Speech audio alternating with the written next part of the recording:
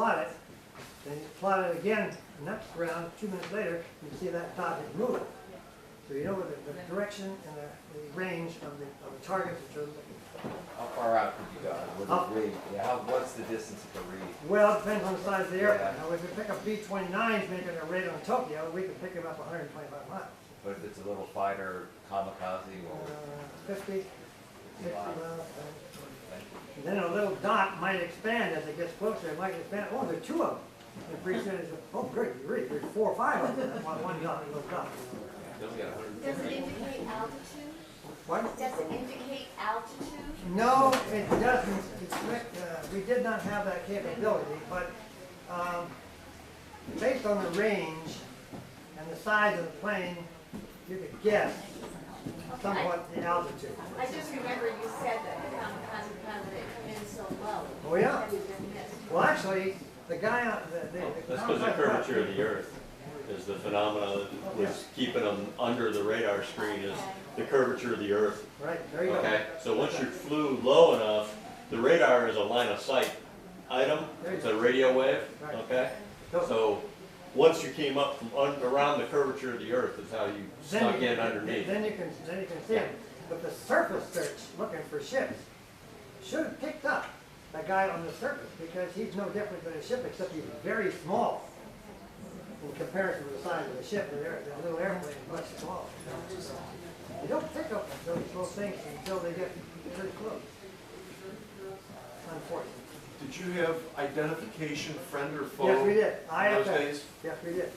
And they're pretty handy because they can, oh, IFF works fine, so this guy's friendly. Don't bother with him.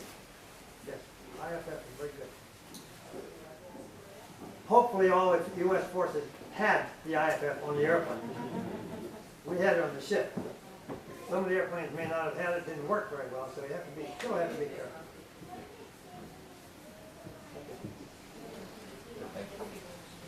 And yes. And radar, how effective is deep fog? I mean, there's no visibility.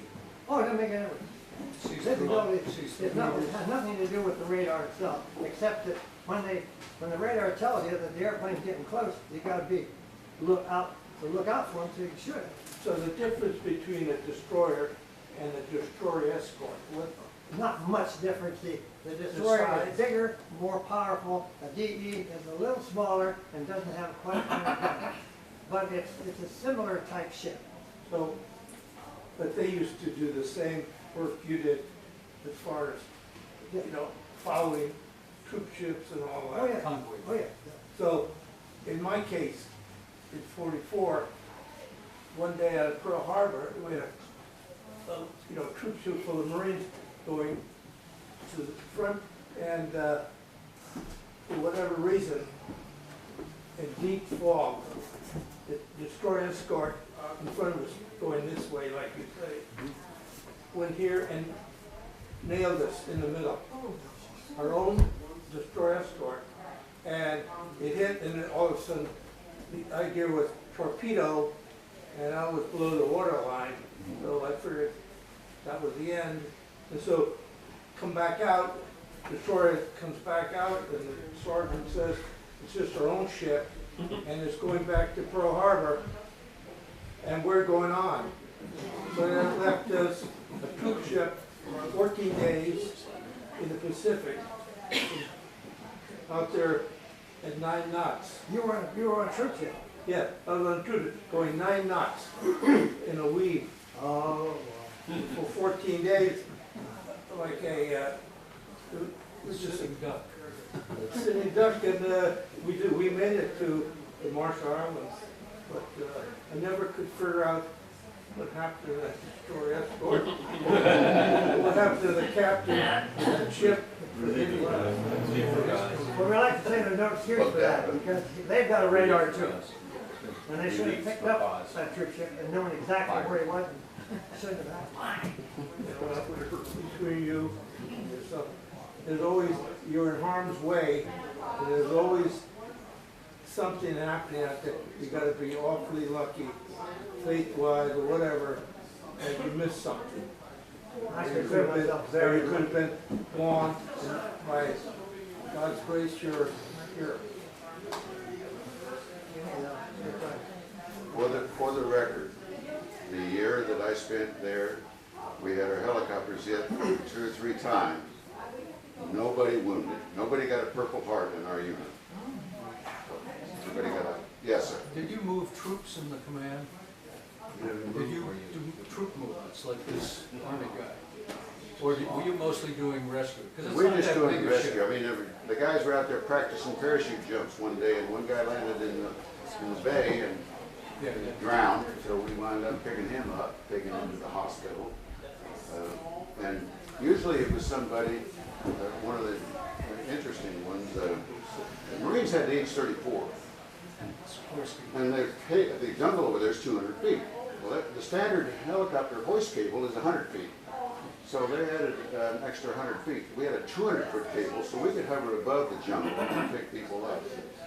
Well, this infamous Marine pilot, and I've forgotten his name right there, was out there rescuing some of their guys that had gotten shot up across the bay from Da Nang one day.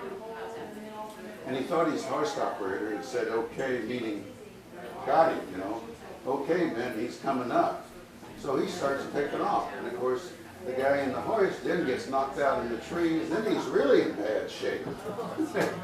And we got called to go hoist him out of we had to lower a pararescue man down to Stokes litter because he was so badly injured. And hoist it back up. Sounds fun in the breeze. Well, yeah, but it actually, there was heat exhaustion. That was the guy's problem initially. I'll take care of something. What he needed was a bottle of water. That's what he needed. He wound up with a broken arm, dislocated shoulder, and broken leg. You know? So, anyway, any other questions? Well, thank you all. Thank you very much.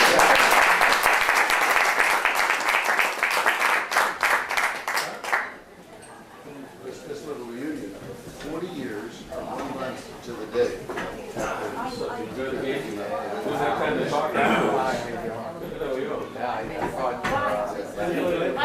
Well, You know the other half, you know Steve Foster. He's out there. Yes.